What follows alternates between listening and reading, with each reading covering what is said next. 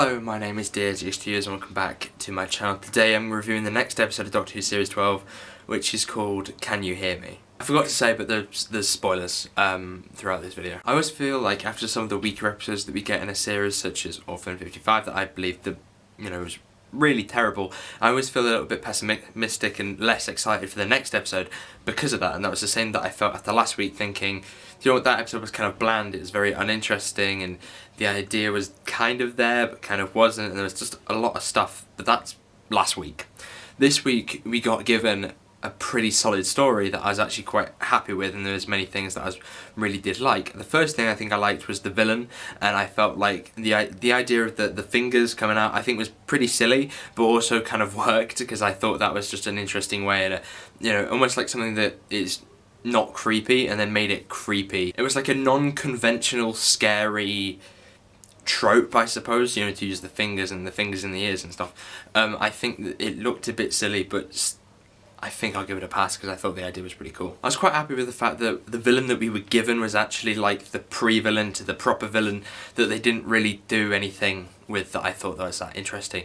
And there was that animated scene as well, I just want to talk about that briefly. I thought that was there, but it felt kind of weird compared to it was in a Doctor Who episode, but it does make sense, and it works a lot better than the Doctor literally sitting there and telling you everything. Talking about the Doctor telling you everything, I feel like it's sort of becoming a part of her personality, is that she likes to over-explain things. I don't know if I like that or not. I really liked how each character had their own nightmare. So Graham had the fact that his cancer could return. Yaz had this very strange thing that I'll get to in a second. Ryan seemed to have been scared of, missing out and the end of the world, because we see a reappearance of those Dreg creatures. So maybe he could be frightened of, the end and missing out on his life because he's travelling. And this could be a way of getting him to distance from the Doctor as well, and distance from the team to eventually leave. And that definitely feels like the conversation that they're having at the end of the episode kind of suggests that. And then the Doctor had the Timeless Child, which they keep, well, they're not drip feeding his information, and that's probably a bit of a critique I have against this whole thing, is that we're not getting anything each week, we're not learning anything new, we haven't learned anything really since Spyfall. And I think that's basically a bit of a disadvantage, because I'm sitting there wondering what happens, but then, like this week we haven't actually gained anything, and we haven't even had the Doctor open up, this would have been the perfect time to do it, about Gallifrey. So this episode is about opening up, and I suppose it's also about mental health at the same time. I think that this theme was actually well done in an episode of Doctor Who, and I think they actually did it pretty well. In Orphan 55, there's no... In Orphan 55, the Doctor literally directly tells you what the theme is.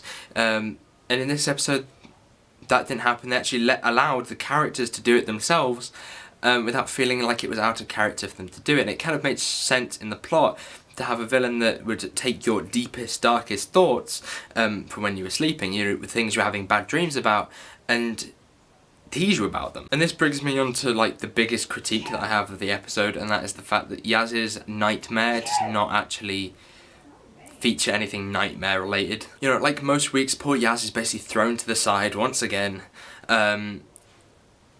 They tried to do something with her this week, and I thought that towards the end they actually did something with her, but there was a great portion of the episode when you say, like, who is this girl? Is this a sister that they have that they lost, and that's why they kind of keep bringing it up, talking about it, to do something on the anniversary every single time it happens, to remember it and remember the person that they lost. But whether that is actually what is happening is another thing.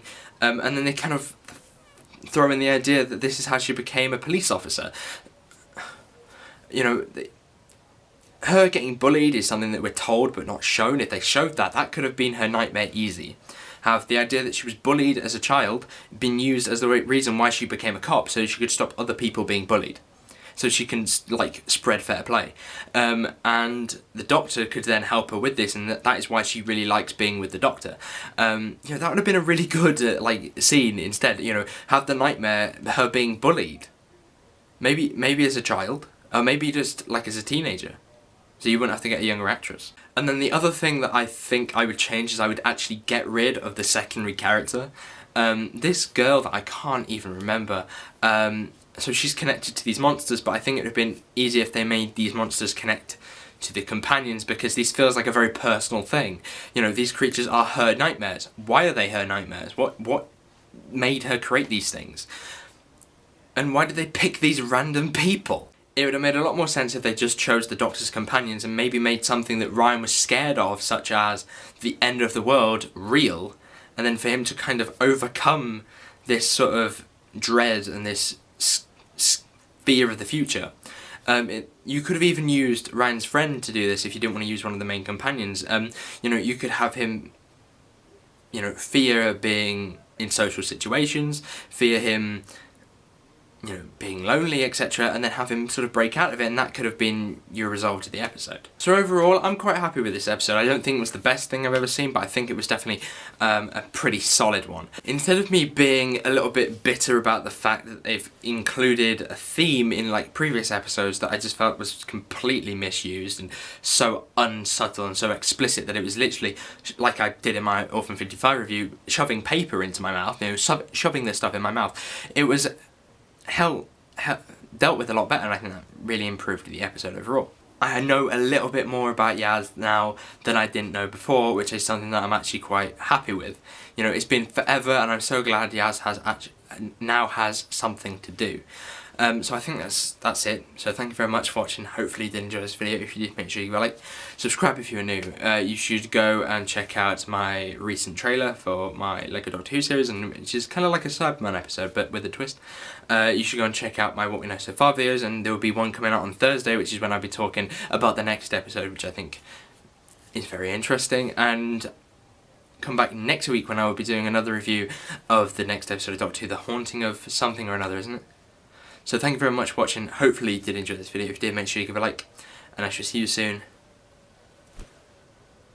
Goodbye.